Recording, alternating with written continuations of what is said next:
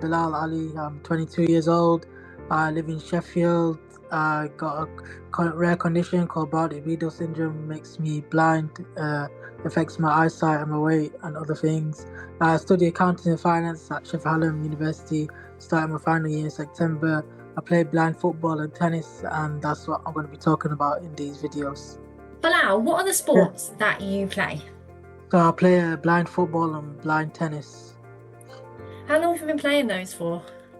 So I've been playing blind football since since secondary school. Back in 2017, I had quite a bad ankle injury from a climbing place I was at.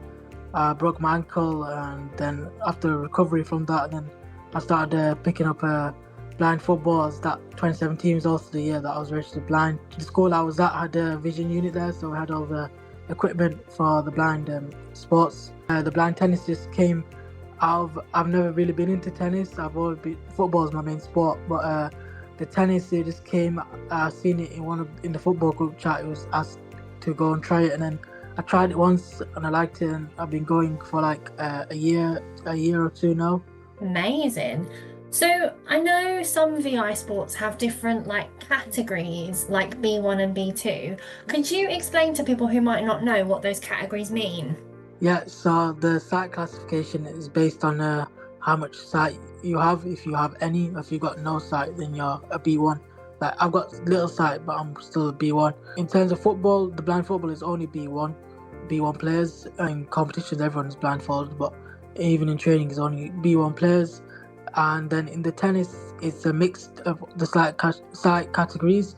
But when you are receiving the ball, when the amount of bounces you get before you hit the back, it depends on your sight. So as a B1, you get 3 bounces. B2, you get like 2 bounces, and it goes less. Also in tennis, it's based on your sight category. So B1s play together, B2 play together, and so on. In competitions for tennis, B1s have to wear blindfold, and then the net has to be slightly lower than a B2 for a B1. So definitely in sight categories has an impact on sports. That's really interesting. So can you explain a little bit about how you play each game and how it's changed for visually impaired players? So particularly tennis, I think, because I think VI tennis is quite different than sighted tennis. So it'd be great for people to understand how they're played.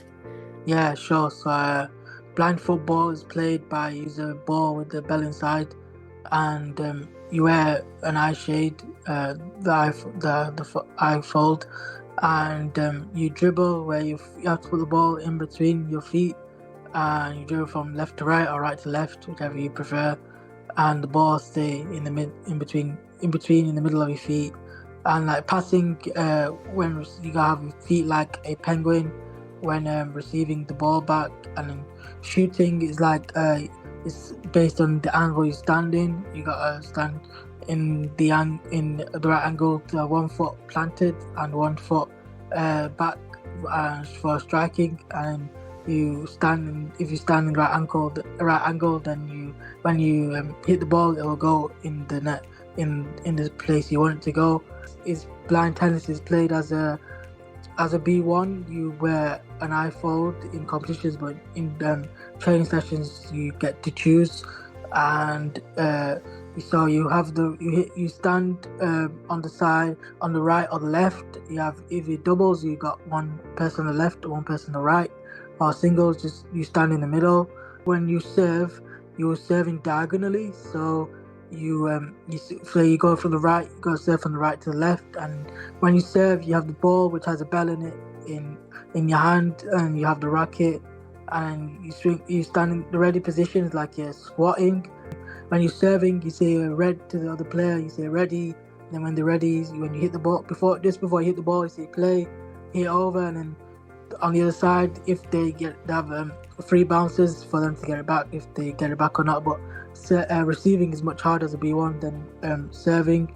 And it's all about many blind sports are all about communication and movement.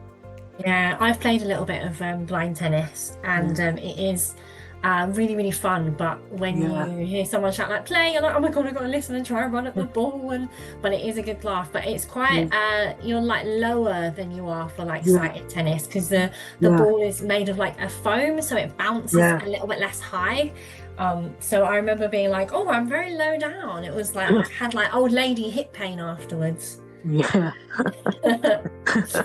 Nice one.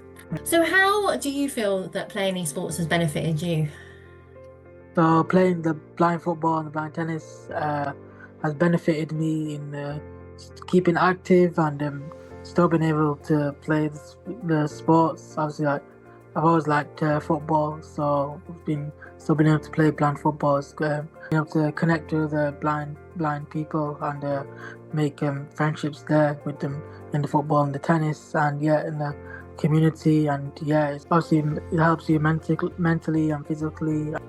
Good for your mental and physical well-being then, sounds like. Yeah. Awesome.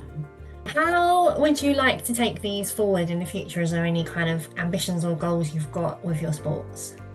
I would like to be able to progress in my training. Goes like when I go to sessions, a bit on and off on how consistent I am with playing because of my studies and university and so on, and like work. Obviously, I'm work after uni, so yeah, I hope to be more competitions in the future for the tennis. I've done 2 competitions so far in Sheffield, and the football. I enjoy the training. Yeah, I hope to progress in that maybe on a higher level, but I need to carry on with the training and get used to using the blindfold when playing the blind football. But yeah, it's Ah, have you got any advice or like any messages for any other VI young people that are thinking about playing like VI sports, anything to encourage them or anything that you'd want them to know?